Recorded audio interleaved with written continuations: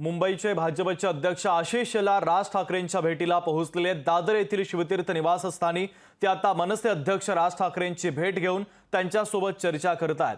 तर कालच्या सभेतील सहभागाबद्दल आभार व्यक्त करण्यासाठी शेलार शिवतीर्थवरती दाखल झाल्याचं कळतंय। आताची सगळ्यात महत्त्वाची आणि मोठी अपडेट आपण पाहतोय।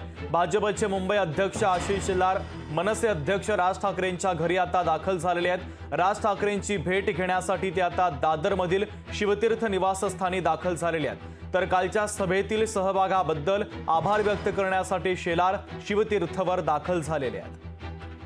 चेतन ननावरे आपले प्रतिनिधी आपल्याला अधिकची अपडेट देत आहेत। चेतन, आशिष शेलार राज ठाकरेंची भेट घेण्यासाठी आता शिवतीर्थवरती दाखल झालेले आहेत।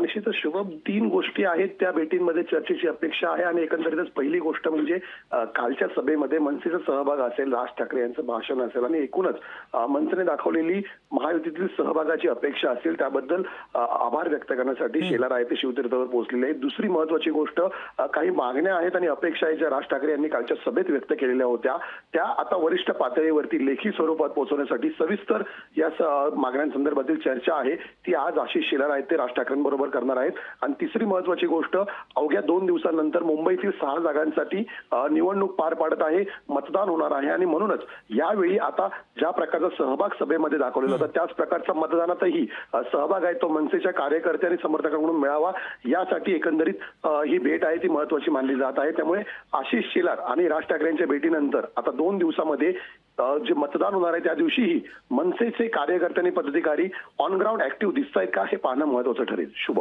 अगदी चेतन, महत्त्वाचे अपडेट या भेटीच्या संदर्भातले पोहोचवलेले आहेत। तुर्तास धन्यवाद। लोकशाही मराठी ऐका, पहा, जागरूक रहा।